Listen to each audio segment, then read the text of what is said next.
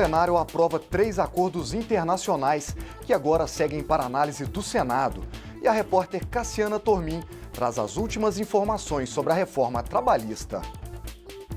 O relatório da reforma trabalhista foi apresentado hoje na comissão especial e deve ser votado ainda neste mês. E esta edição destaca também: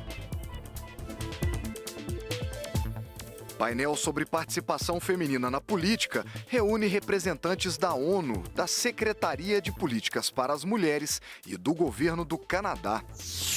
E na terceira e última reportagem especial sobre a reforma trabalhista, vamos conhecer categorias profissionais que não serão afetadas pelas mudanças propostas pelo governo.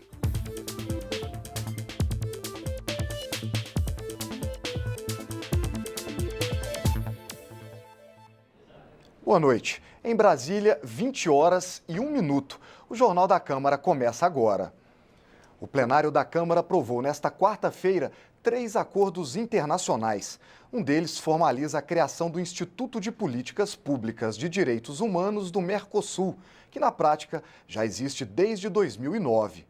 Outro acordo aprovado pelo plenário da Câmara confirma a adesão do Brasil ao Instituto Pan-Americano de Geografia e História, vinculado à Organização dos Estados Americanos. Esse instituto coordena e divulga estudos geográficos e históricos em 21 países. E o último acordo autoriza a ajuda jurídica mútua entre Brasil e Jordânia na área penal. Agora, os 3 acordos internacionais vão para análise do Senado. Após a divulgação autorizada pelo ministro Luiz Fachin, do Supremo Tribunal Federal, dos pedidos de abertura de investigação contra 9 ministros, 3 governadores, 29 senadores e 36 deputados federais no âmbito da Operação Lava Jato, as lideranças dos maiores partidos da Casa comentaram a inclusão de deputados de suas legendas na lista. O PSDB divulgou nota afirmando que o fim do sigilo das investigações permitirá que os citados exerçam o direito de defesa e que a verdade vai prevalecer. O líder dos democratas, deputado Efraim Filho, disse que o impacto da divulgação da lista de investigados pelo STF não deve paralisar a agenda de trabalhos do Legislativo e defende o andamento da Operação Lava Jato. O líder do PMDB na Câmara, deputado Baleia Rossi, afirmou em nota que o levantamento do sigilo da Operação Lava Jato pelo STF é importante para o conhecimento público e o direito à ampla defesa. Já a bancada do PT também se manifestou em nota. Para a legenda, é lamentável a divulgação de inquéritos sem prévio conhecimento das acusações pelos parlamentares citados. O Partido dos Trabalhadores diz ainda que a ação criminaliza a política no país e finaliza afirmando que a delação não é prova e que todos os citados do PT irão provar sua inocência no processo. O relatório da reforma trabalhista foi apresentado hoje na comissão especial. Mudanças na lei de terceirização e fim do imposto sindical são alguns dos pontos acrescentados pelo relator à proposta do governo. O objetivo é valorizar as negociações entre patrões e empregados. Já antes de começar a reunião, deputados da oposição pediram sem sucesso o adiamento da leitura do relatório. Eu lhe apelo ao bom senso, à sua sensibilidade, presidente. Qual a pressa? O relator da reforma trabalhista disse que foi democrático, ouviu todos os especialistas sugeridos pelos deputados e analisou todas as emendas, que foram mais de 800. Esse é um processo de negociação, né? Nós estamos apresentando a nossa visão do mundo do trabalho. Nós vamos apresentar aos nossos pares, nós não somos a última palavra. Existem os prazos de vistas e de emendamento ao substitutivo, porém também existe a possibilidade de se votar um requerimento de urgência no plenário na próxima terça-feira, o que irá suspender esses prazos e possibilitar que seja votado na semana que vem aqui na comissão e na semana seguinte no plenário da Casa. O deputado Rogério Marinho leu o texto que trouxe mudanças importantes para a legislação trabalhista. A principal é a previsão de que os acordos entre patrões e empregados poderão prevalecer sobre as leis. O relator apresentou os direitos que não poderão ser negociados. São 29, como normas de segurança e saúde, fundo de garantia, salário mínimo, 13º salário e férias proporcionais. Para exemplificar o que a lei permitirá negociar, foram listados 16 assuntos, entre eles plano de cargos e salários, parcelamento de férias e banco de horas. O relatório da reforma trabalhista incluiu regras sobre a terceirização, que teve nova lei aprovada no mês passado. O relator garante aos trabalhadores terceirizados os mesmos direitos dos outros empregados no local de trabalho, como atendimento médico, alimentação, transporte e treinamento. Dá mais uma garantia: proíbe que a mesma pessoa seja demitida e recontratada como terceirizada por uma empresa no período de até 18 meses. Outras mudanças receberam duras críticas, como a criação de regras para a publicação de súmulas na Justiça do Trabalho, o fim da cobrança da contribuição sindical obrigatória e ainda a possibilidade do trabalho intermitente. O trabalho intermitente é o que pode haver de pior em termos de prestação de serviços, porque é a legalização do bico, né? Ou seja, o empregado ele pode ficar à disposição do empregador sem receber. O maior problema que eu vejo em tudo isso é que ele transforma a partir de agora, então, o que o sindicato negociar vai valer mais que a lei. E ele retira o principal instrumento do sindicato, que é o recurso. Eu estou muito feliz, eu acredito que a gente estará avançando muito na legislação trabalhista, que vai permitir empregabilidade, vai permitir desenvolvimento e progresso para o Brasil. Na terceira e última reportagem especial sobre a reforma trabalhista, vamos conhecer o impacto das alterações propostas pelo governo em profissões muito diferentes entre si e descobrir que determinados profissionais não serão afetados por essas mudanças. Faz 16 anos que o dia a dia do Domingos é na construção civil. De 2007 para cá, trabalha como carpinteiro. Mas ele sabe que, acabando essa obra... A gente fica meio tenso na expectativa que não sabe, terminando essa obra aqui, qual a conclusão para onde a gente vai. O Domingos nos conta que os contratos temporários são uma rotina na vida de quem trabalha na construção civil. Além de não ser um trabalho fixo, há outro problema bastante comum. O correto era se fosse com carteira assinada, mas infelizmente não está sendo todos de carteira assinada. A reforma trabalhista propõe mudanças no trabalho temporário. Uma delas é o aumento do tempo dos contratos dos atuais 90 para 120 dias de duração e que poderão ser prorrogados por igual período uma única vez. As contratações poderão ser feitas diretamente pela empresa e não apenas, como é hoje, por meio de uma empresa de trabalho temporário. Os trabalhadores passam a ter os mesmos direitos previstos na CLT e as empresas ficam obrigadas a fornecer os comprovantes de pagamento das obrigações sociais, como FGTS e INSS. A Câmara Brasileira da Indústria da Construção, que reúne mais de 80 sindicatos patronais, defende a reforma trabalhista por entender que ela é uma segurança a mais para patrões e empregados. Tudo que for formalizado, tudo que for claro, tudo que não houver questionamento é bom. Pode até dar um pouco mais de trabalho para a empresa de ter que fazer, mas você tendo a segurança jurídica que aquilo está correto, eu tenho certeza absoluta que ninguém irá reclamar de um custo a mais nesta linha. O que vai acontecer é criar duas ou até 3 formas de contratação. Além da contratação pela CLT com prazo indeterminado, essas contratações serão menos protegidas, com menos direitos, com salários menores, e a tendência vai ser o quê? Vai ser a mera migração desses empregos, que hoje são protegidos, para empregos desprotegidos. A reforma trabalhista que está sendo debatida aqui na Câmara traz mudanças que mexem com o dia a dia do trabalhador. É o caso do trabalho temporário, mas também trata de atividades bem modernas, como o teletrabalho, aquele que é realizado à distância, fora do escritório da empresa e por meio de todo tipo de tecnologia. Em 2016, a pesquisa Home Office Brasil, realizada com 325 empresas de todos os tamanhos, segmentos e nas várias regiões do país, mostrou que 68% já adotam alguma modalidade de trabalho à distância. experiência e 80% implantaram esse tipo de trabalho nos últimos 5 anos. 75% das empresas identificaram como o maior ganho do teletrabalho o aumento de produtividade e 85% um maior comprometimento por parte do trabalhador. O relato da Daniela nos ajuda a entender as razões. Ela é analista de tecnologia da informação.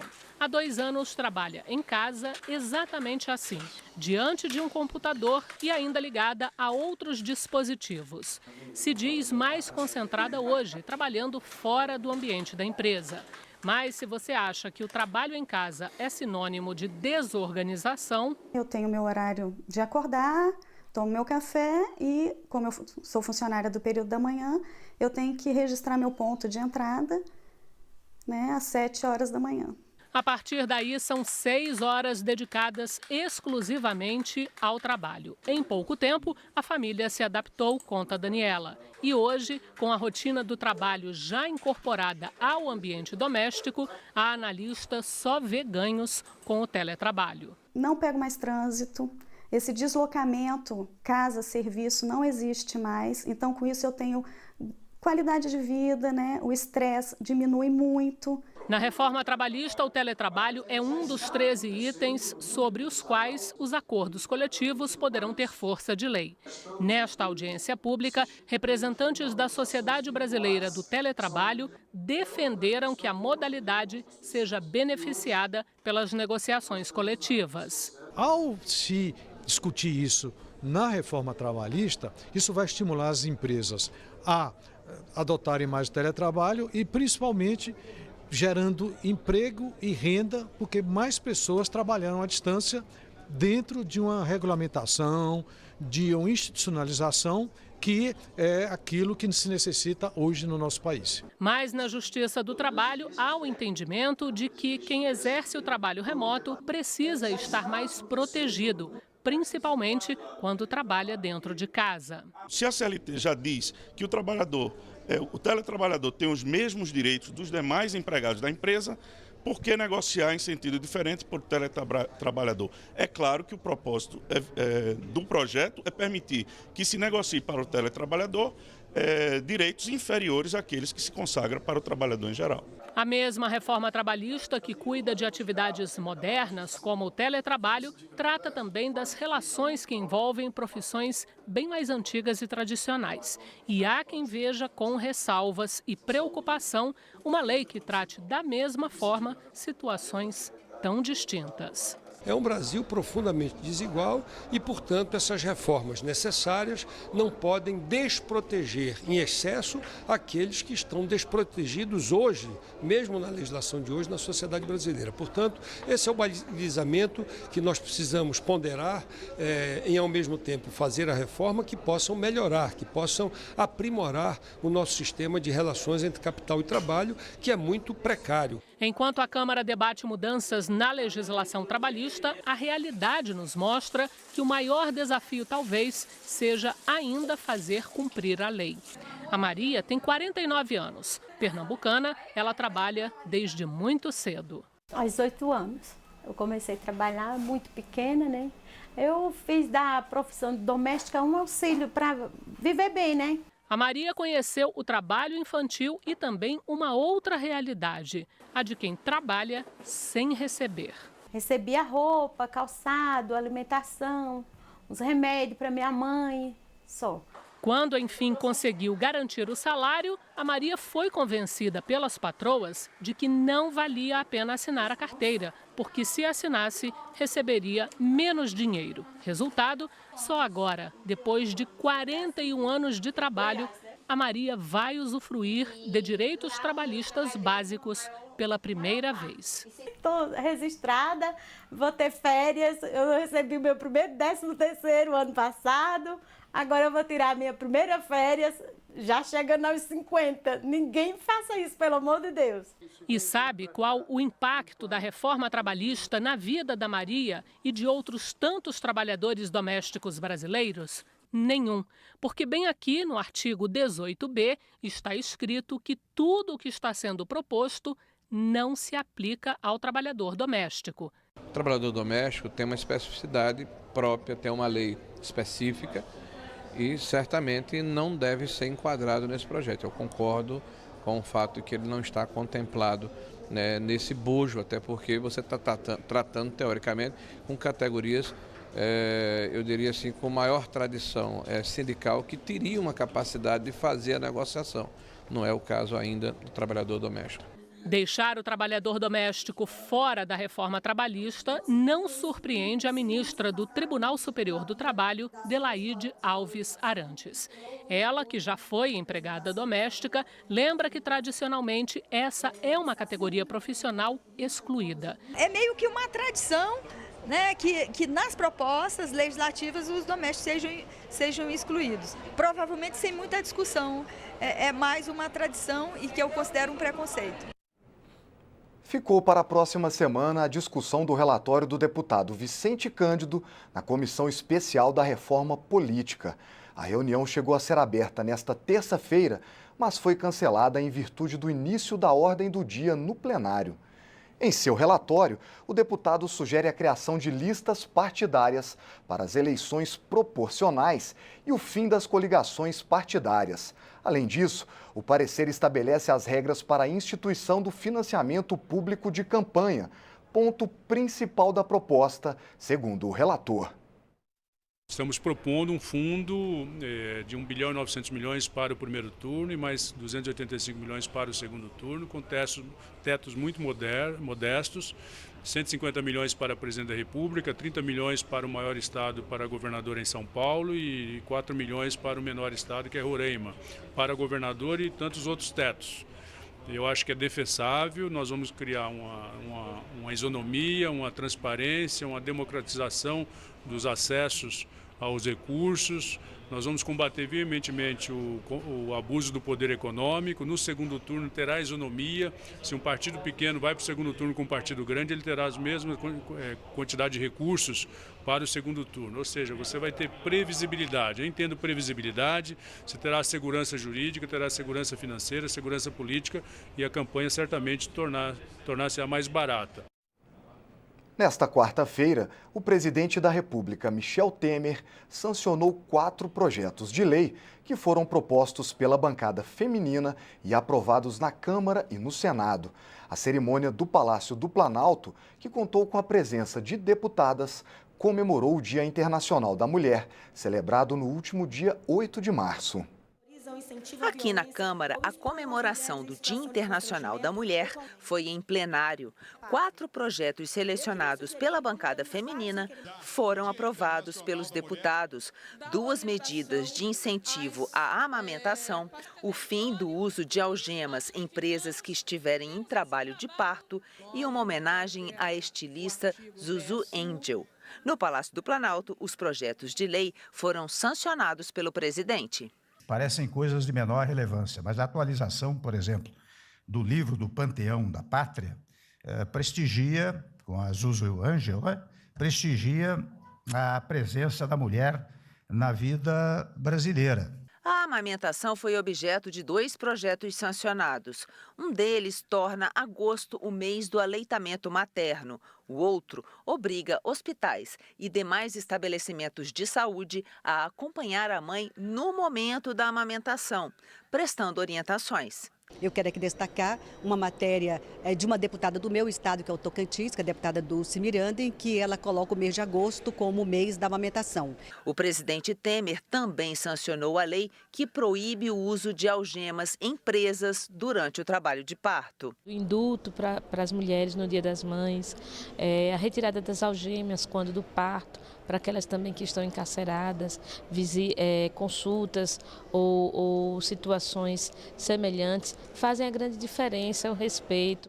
E outro projeto aprovado no Congresso Nacional que virou lei é o que inscreve o nome da estilista Zuzu Angel no livro dos heróis e heroínas da pátria. Zuzu Angel se notabilizou pela luta contra o regime militar e pela procura do filho, Stuart, desaparecido durante a ditadura. Essa cerimônia, presidente, é uma cerimônia muito especial para o fortalecimento da luta das parlamentares. Nós representamos apenas 10% do parlamento. Ainda é uma conta muito tímida e um dever de casa que a gente espera ver corrigido ainda esse ano em relação à nossa luta no empoderamento da mulher.